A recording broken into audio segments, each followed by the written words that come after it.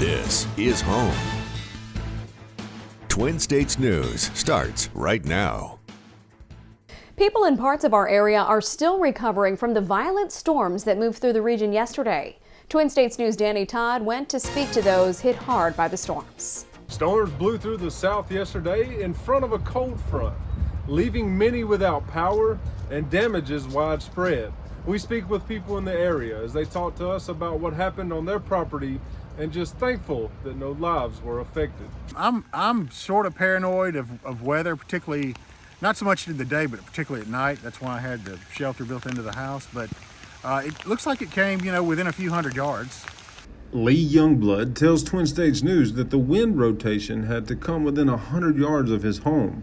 Although they have a big mess to clean up, he is extremely thankful that, to his knowledge, no lives were lost. We speak with Mr. Glenn Miller on Edwards Roads here in Hickory, and it's definitely one of the hardest hit places in the area. And I was in the house when it came through, sitting in the den, and it was an awful, awful wind that came through and blew down all the trees. Glenn Miller tells Twin States News that he had windows smashed, a carport ceiling blown away, damage to his shed, damage to his shop, and damage to other buildings on his property.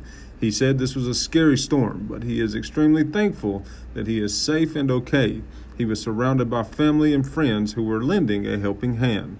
We are out at North Hickory Road and the rain is starting to come back down again, but you can see where the rotation from earlier that we were talking about came through Hickory made a direct path right over this road. As you can see, the trees are laid down in a dominoes effect. We are very blessed to be here. We heard the warnings and heeded the warning. We knew it was going to happen, so we was going to run down to my sister's real quick, which is just across, around the road here. And as soon as we backed up, we could just see the clouds twisting, and we knew it was a tornado. This storm left a lot of people without power and created an extra hassle in people's lives. But the main response we got from everyone is that they were extremely blessed to just be alive. One person told us, events like this put in perspective what's really important in life. Danny Todd, Twin States News, Chunky. And we spoke with Meridian Public Safety Director Doug Stevens about the city's new alert system called Code Red. He says the system worked as expected with these storms. Stevens notes that as the National Weather Service issued warnings, he and his team started receiving notifications through the Code Red system. If you haven't registered for Code Red yet, Meridian safety leaders encourage you to do so. The city provides several ways for you to register on their website. We have a link to that on our site, twinstates.news. The physical education program at Newton County Elementary School has been partnering with the East Central FCA this semester to promote a character-building program with 6th graders inclusive of integrity, serving, teamwork, and excellence, the core values of FCA. Scott Engel, the East Central Area Director, coordinated the high-energy classes where students were engaged in games and activities which supported each character trait. And today, all 6th graders met for a finale and to compete by classes to reinforce the challenge of excellence. All students were awarded a t-shirt for completing the program successfully. Today, the police chief of Bay St. Louis, Mississippi, called 2 fallen officers of his department heroes. The officers who were shot and killed on Wednesday were identified as 34-year-old Sergeant Stephen Robin and 23-year-old Officer Brandon Estorff. The 2 were killed while responding to a welfare check call at a motel in Bay St. Louis. Police Chief Toby Schwartz said Sergeant Robin had been with the Bay St. Louis Police Department since 2019. He was a supervisor, and the chief said Sergeant Robin knew it was his job to make great cops out of rookies. Officer Estorff joined the Bay St. Louis Department in July of 2021. Chief Schwartz said Estorff had a maturity, a politeness, and a professionalism about him that not many 23-year-olds have. They would want you to know that their lives were not lost in vain. They loved coming to work and being officers, putting on the uniform, and going out there every day to serve you, serve our citizens.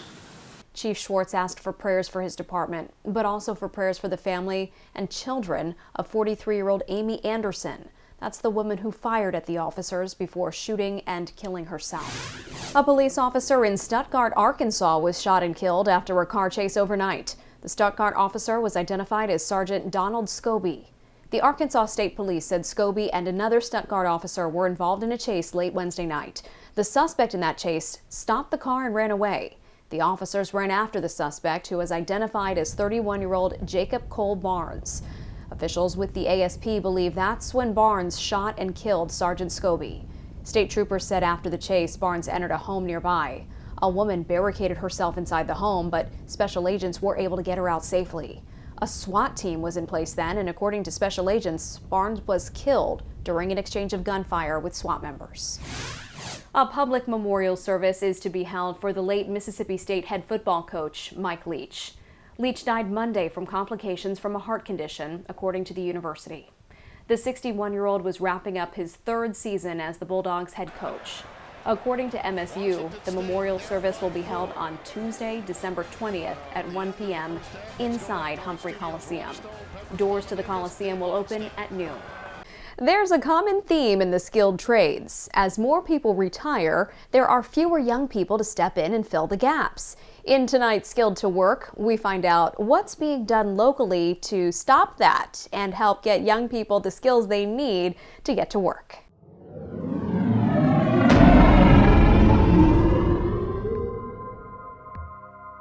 Roscollins Career and Technical Center is open to students of Meridian High School, all 4 county high schools, as well as some home and private school students. Attending is a simple decision, according to CT Director Matt Johnson. If they want to do this and come to Roscollins and learn a trade, they will be successful. Matt says college is great, but it's not for everyone. There are great paying skilled trade jobs everywhere, even right here at home. All of our local industry is needing students to come out of secondary, post-secondary training with a skill in various areas throughout our community. In the recent weeks, we've had several local industry partners coming in looking for kids that are skilled in various trade areas. I think that now is a crucial time within our community that we need to be producing younger students that are skilled within various areas to support our local community. There's a lot of different areas that are in need right now. Automotive specifically, some of your diesel mechanics. I know your CAD areas, we've had a lot of students that have done some internships with our computer-aided drawing, business entrepreneurs, you name it, people need, all across all areas, need skilled tradesmen.